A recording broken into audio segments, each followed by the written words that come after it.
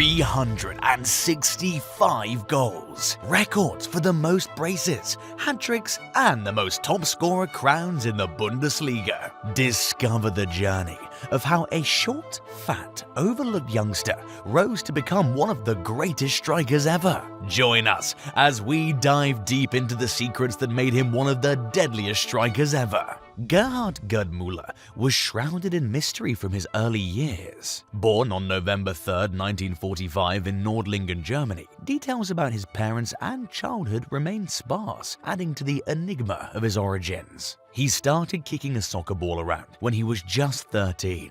He was just a kid with big dreams, playing in the streets of his hometown. Muller's football journey began in his youth, showcasing his scoring prowess at 1861 Nordlingen. He was known more for his short stature and stocky build that led many to question his future in football. However, his remarkable talent and hard work became evident as he amassed an astonishing 180 goals in the 1963 season. This goal-scoring prowess caught the attention of two teams from Munich and set him up for a difficult decision. In 1964, soccer player Gerd Muller had to choose between FC Bayern Munich and the more famous TSV 1860 Munich. He chose FC Bayern, a lower-ranked team, believing in its potential. This decision turned out to be the most important decision for his career and the club's success. Muller's start at Bayern Munich was tough. As a talented but unproven player, he struggled for chances to play and even thought about quitting. But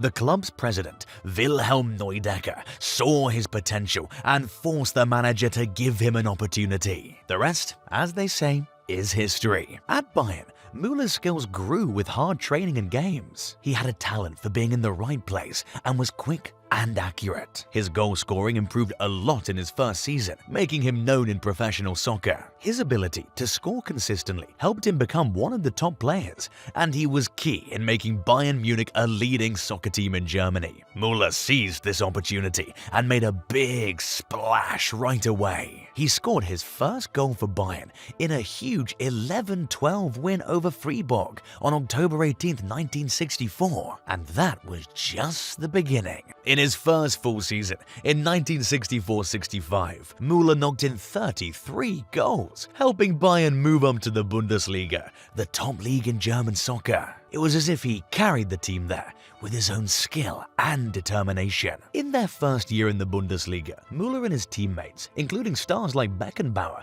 and Sepp Maier, won the DFB Cup and almost clinched the league title. Muller's choice to join Bayern, which some people thought was a bit odd at the time, turned out to be a genius move. He was a huge part of making Bayern one of the best teams around. In the mid-60s and early 70s, Gerd Muller began to leave his indelible mark on soccer. The 1966-67 season saw Muller's star begin to rise spectacularly. Playing for Bayern Munich, he was a goal-scoring sensation, netting an incredible 43 goals in 45 matches, almost a goal every game. His phenomenal performance was pivotal in leading Bayern to their first international triumph in the UEFA Cup Winners' Cup, culminating in an emphatic extra-time win against Rangers. Imagine the euphoria of that victory. Muller's prowess extended beyond club football to the international stage. The 1970 World Cup in Mexico, the first to be broadcast live in color globally, was a stage set for Muller's brilliance. He dazzled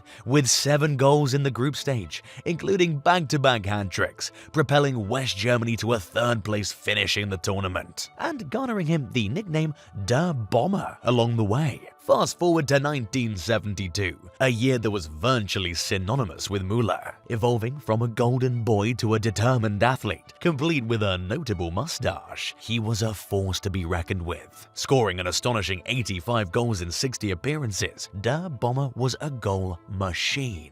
This remarkable achievement earned him the Ballon d'Or. His goal-scoring frenzy led Bayern Munich to several titles, including the Bundesliga Championship, and his record of 40 goals in a single Bundesliga season was groundbreaking. European glory and World Cup triumph. The period of 1973-74 was monumental for Bayern Munich. Muller's goal-scoring genius in the European Cup shone brightly, scoring in every round. tournament. Bayern dominated the German Championship and the European Cup. The final against Atletico Madrid was a showcase of Bayern's strength, with Muller scoring twice in the replay that led to their first European Cup win, adding to the Der Bomber legacy. In the 1974 World Cup, hosted in Munich, the stage was set for a dramatic showdown. West Germany, bolstered by Muller, faced the Netherlands, known for their total football. After a tense start, with both teams scoring penalties, it was Muller who scored the decisive goal in the 43rd minute,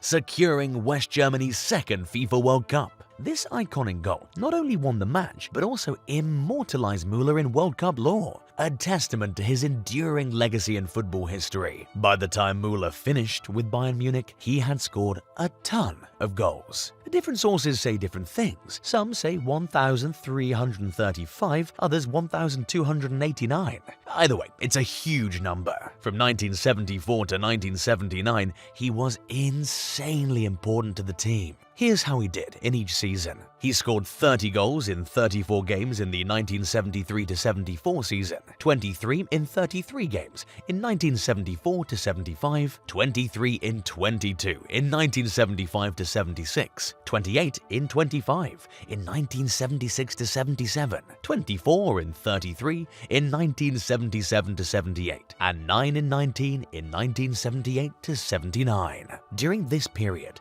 Muller contributed significantly to Bayern Munich's success. The team won the Bundesliga title in the 1973-74 season and captured the European Cup for 3 consecutive seasons from 1973 to 1976. They also clinched the Intercontinental Cup in 1976. Muller's individual accolades were equally impressive. He was awarded the Ballon d'Or in 1970 and was a runner-up in 1972. He was also named Footballer of the Year in Germany in 1967 and 1969. His consistent performances earned him a place in the Bundesliga Team of the Season multiple times during this era. Additionally, he was featured in Eric Batty's World 11 in several years, including 1974, and was the Bundesliga top scorer in 1974 and 1978. After making a name for himself in European football, Muller decided to shake things up a bit. In 1979, he moved to the United States to play for the Fort Lauderdale Strikers. He scored 38 goals in 3 seasons with the Strikers,